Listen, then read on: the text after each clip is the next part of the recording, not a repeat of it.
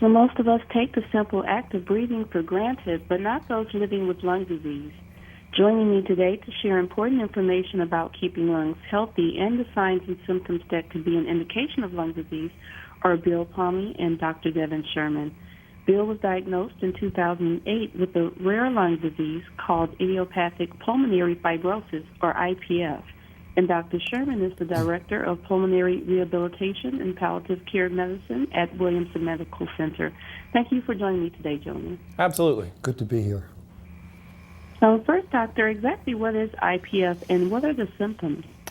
Thanks, McCabe. IPF is a fairly rare diagnosis of lung disease. It does affect about 100,000 people in the United States. We don't know why people get it, so that's what the term idiopathic means in the title. And the rest of the disease, pulmonary fibrosis, is descriptive of the rest of the process. In the bottom parts of the lung, over time, the tissue, which is usually fairly delicate and participates in getting oxygen in your body, becomes thickened and hardened and doesn't move very well, resulting in increasing shortness of breath, which is the most common symptoms. Oftentimes a cough is associated with that as well, and it continues to progress and can be very debilitating and even lethal. And how is the condition diagnosed? Well, the condition is principally diagnosed by recognizing these symptoms. So I think it's important for all your listeners out there to know that if there's an unexplained shortness of breath that's getting worse, or an unexplained cough, these are common things and it's easy to kind of blow them off, but they could be something serious, and so it's important to get this evaluated. The first thing is to meet with your care provider, have a good physical exam. Oftentimes there's some sounds in your lungs that may indicate this type of diagnosis. The next step is usually a CAT scan of your chest, and that can be fully diagnostic of this if the pictures are consistent with this diagnosis. Sometimes it's not exactly clear and you may need to move forward with a biopsy of the lung to get a full picture. That's good information to know. Now, is there anything that people can do to reduce their risk for developing IPF? Unfortunately, not that we know. Since we don't understand why the body goes into this process, it's hard for us to give great counseling on this. We know that it is associated with smoking, and so we obviously talk about smoking in so many other disease states that can be harmful to the body, and this is one of those. So reduction of that. Beyond that, there's nothing that we know that can help reduce your risk for developing this disease.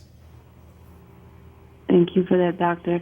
Now, Bill, how were you diagnosed, and what are you currently doing to manage your IPF? I was diagnosed in the way that the doctor described. I found myself a bit short of breath going upstairs. I went to my GP, and he listened to my lungs. He took an X-ray and recommended a pulmonologist. That doctor recommended a CT scan, listened to my lungs, and also recommended a biopsy. And then I diagnosed me with idiopathic pulmonary fibrosis. Now that was 8 years ago. Usually after diagnosis you live about 3 years. I've gone 8 years, and my tests have been pretty consistent, and I've not gone downhill quickly. But I'm doing a lot now to stay alive. Number one, I went through pulmonary rehab, and I continue to do that, which involves an exercise program where I'm using oxygen. I'm very carefully monitored so that my body is oxygenated during the exercises.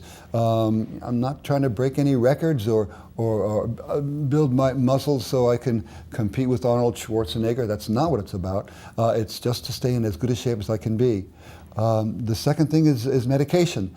My doctor recommended a medication called Esbriet.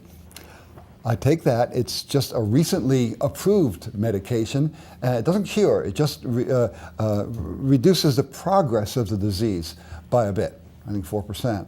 The third, and it has side effects too, which the doctor will talk about. The third thing that I'm doing is mindfulness, which is a kind of meditation that helps with stress. It helps with disease itself, and there are physiological benefits to mindfulness that I highly recommend. I am on oxygen at home at different times. I sleep with it When I go up a flight of stairs, I take oxygen. When I have to do some rigorous activity, working in a garden, digging holes, I have the oxygen, but it's not 24/7. I also do the. How about that? I've lost my train of thought. The last thing I need to mention is prayer. Thank you. He came down. Is prayer because it helps for me. Well, thank you so much for sharing your story with us, Bill. Now, Doctor, are there any additional resources for people with IPF? Yeah, that's a great question. You know, the most important resource is obviously your relationship with your care providers and discussions with them, careful discussions with such a serious diagnosis. There are treatments available, but obviously you have to make a very careful assessment of risks and benefits and side effects and those sorts of things, determining the right treatment course for yourself as an individual. For other resources, I've been recommending a website, pulmonaryfibrosis.org, which has a wealth of information about the diagnosis, great for patients and families and care providers. And then lastly, Bill mentioned this idea of mindfulness, this meditation technique, which can really be helpful for this anxiety and stress associated with such a serious diagnosis. And there's a great resource that he and I have been working on, mindful-ipf.com, which can be a great way to learn about this technique to help. Thank you so much for sharing that with us. And lastly, Doctor, what last-minute tips do you have for people who may believe that they have IPF or may be experiencing some of the symptoms that can point to the direction of having IPF? Yeah, I think just being your own advocate is obviously the most important thing. So if you have some of these concerns, bring them to your care provider, discuss them so that they can understand what may be going on and get you to the right path towards figuring out, is your shortness of breath or cough a serious enough issue that it may be caused by something like this? Absolutely. And for those who are living with IPF, Bill, do you have any tips for our viewers who may be living with IPF currently? Well, I think just to be well informed, get to know the disease. Excuse me. He talked about having a coffee occasionally. Get to know the disease, and I suggest to attack the disease. Do everything you possibly can to stay in shape, like the things that I mentioned, and working closely with your doctor so that you can live as long as you can. I need to mention that I am unusual, I've been told, in that I have lived so long with the disease. But do everything you can to get to know the disease. We're glad that you're doing so well, and Thank we wish you. you the best of luck in your continued journey of health. Thank you very And much. for more information, you're welcome. And for more information on IPF, you can visit www.pulmonaryfibrosis.org. You can also visit mindful-ipf.com. Thank you so much for joining me today. It's been a pleasure. It's been a pleasure. Thank Thank you, you. Makeba. Have a wonderful day. You too.